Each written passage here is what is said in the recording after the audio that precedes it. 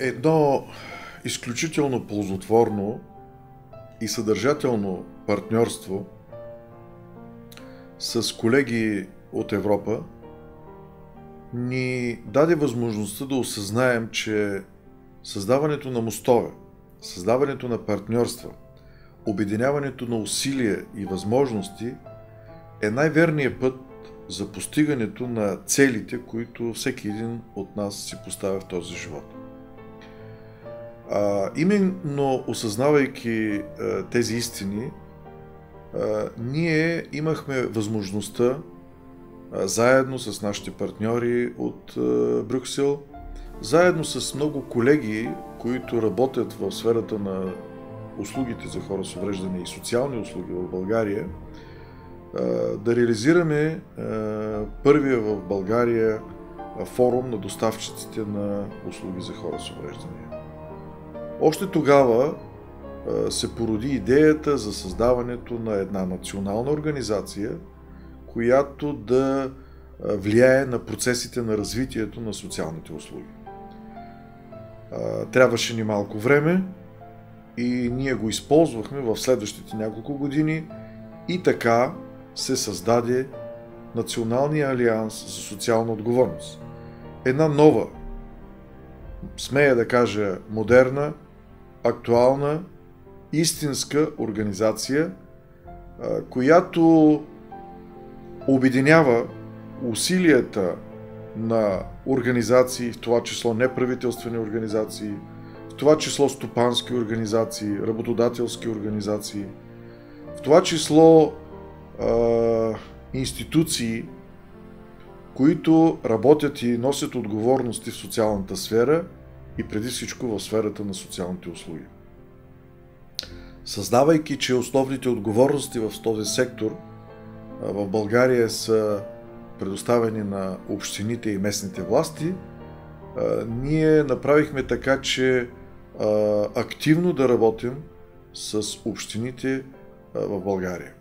В резултат на всичко това, ние успешно вървим по пътя на обединяване, на приобщаване, на колкото е възможно по-голяма част от субектите в България, които имат отношение към социалните услуги, които имат отношение към подкрепата на хората с увреждания и, разбира се, на всички други групи от населението, които имат нужда от подкрепа.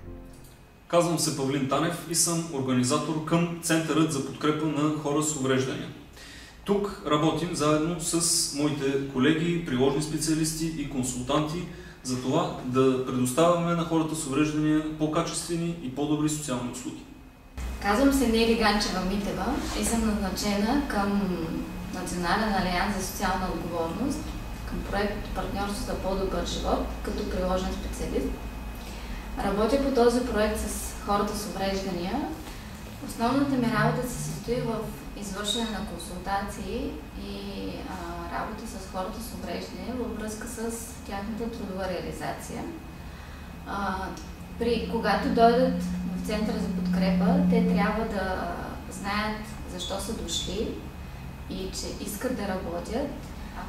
Хората с увреждане трябва да са мотивирани, ако нямат такава мотивация, и да са подготвени да излязат на пазара на труда.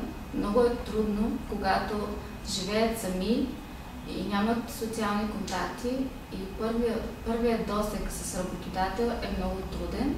Затова много често се налага да идват и да правим няколко консултации с тях, да бъдат уверени в себе си и при едно интервю с работодател те да покажат най-доброто от себе си, защото те могат и да работят и с хора само с увреждане в една фабрика, но могат да работят и в нормална среда, могат да се социализират и да се интегрират съвсем успешно.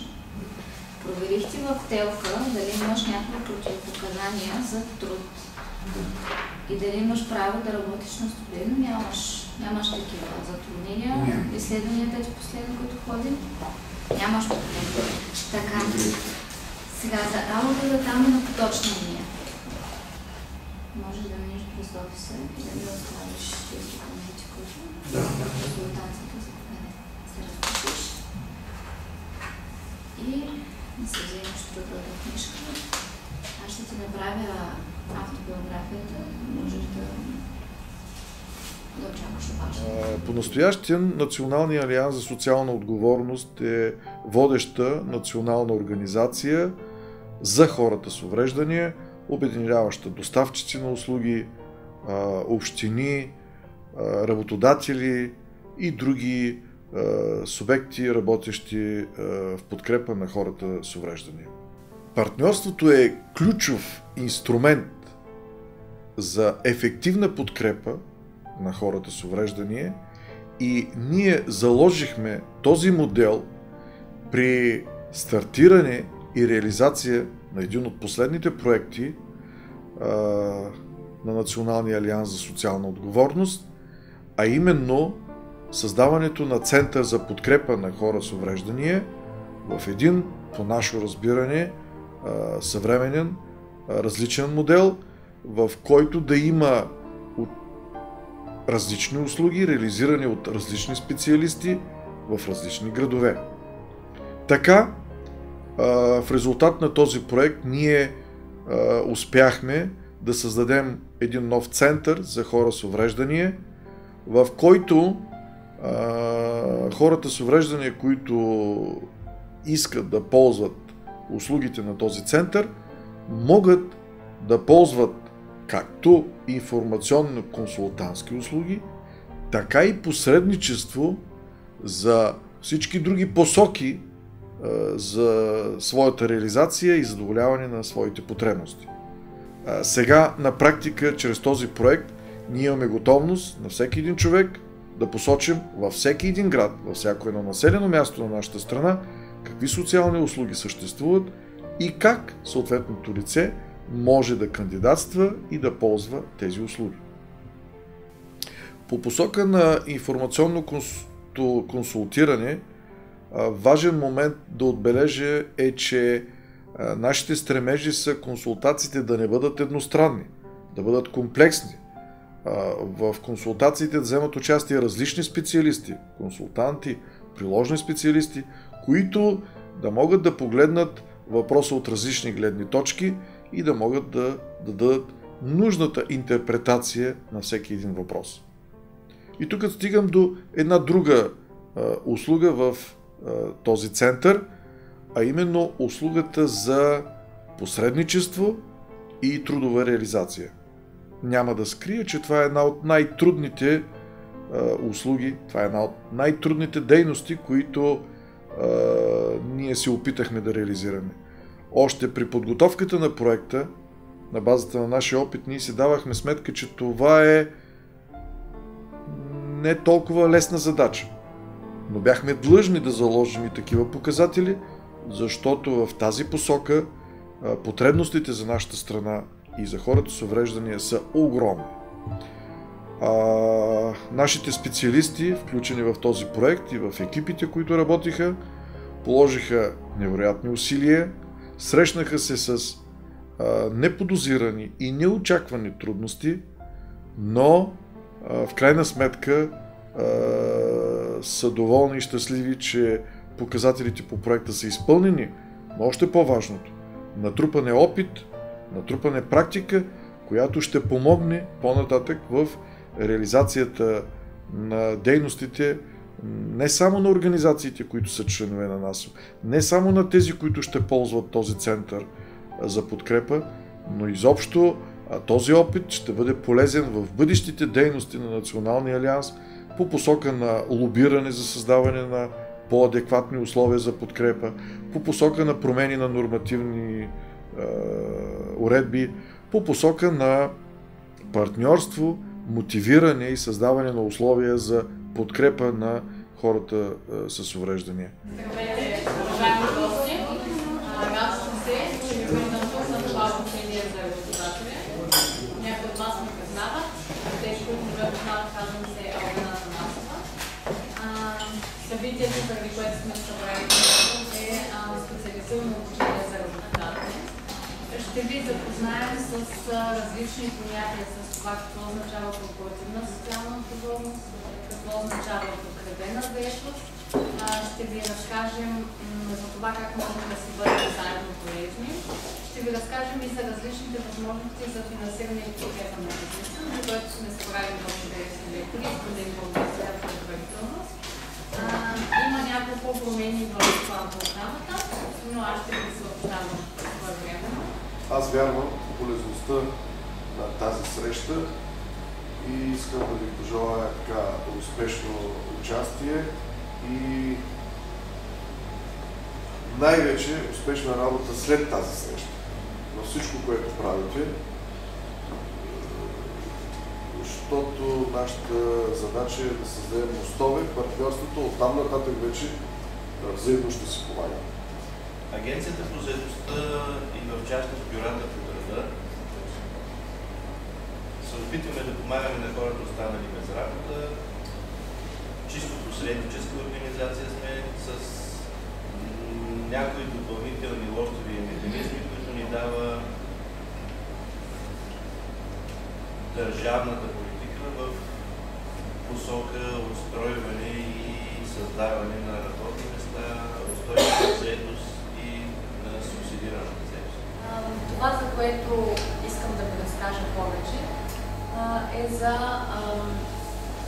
за начина, по който ние бихме могли да ви бъдем полезни, да включите корпоративната социална отговорност като своя политика, е като използвате услугата подкрепена заетост.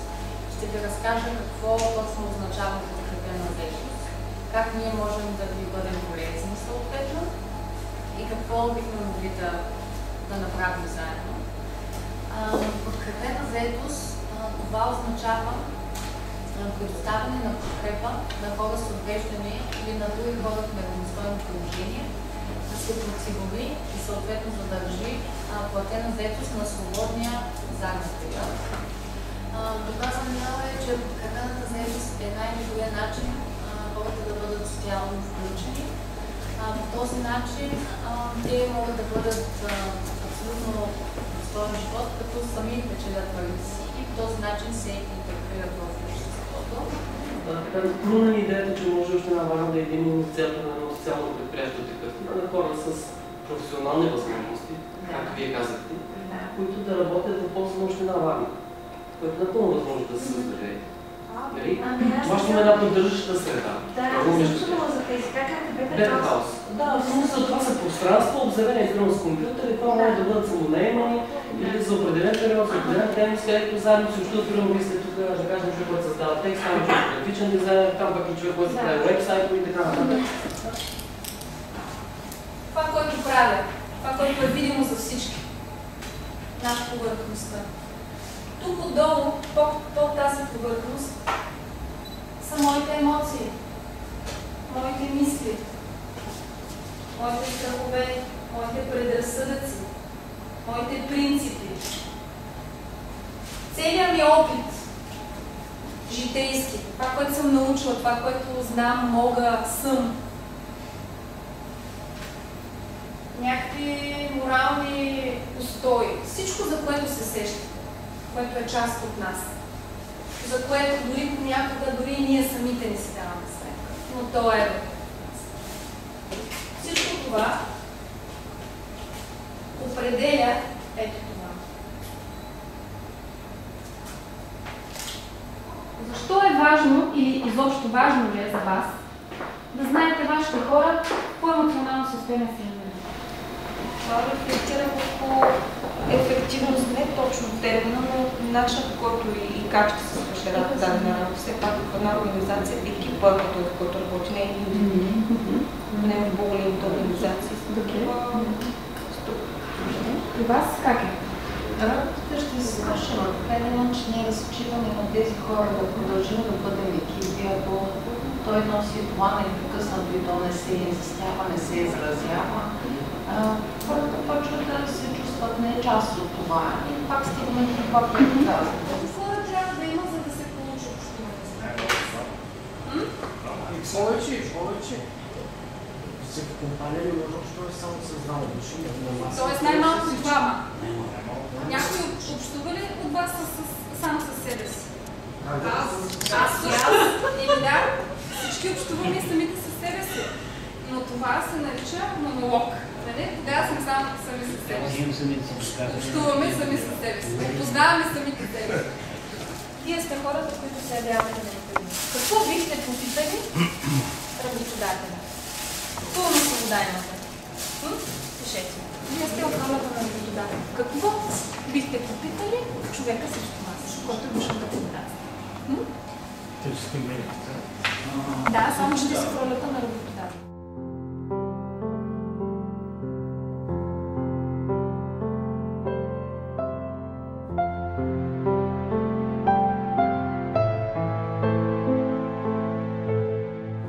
Сега като разгледаме въпросите,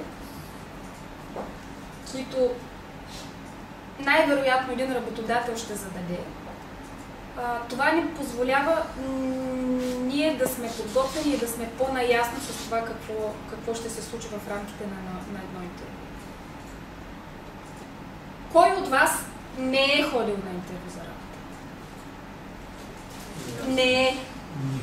Трудов стаж, като какъв се работил, къде?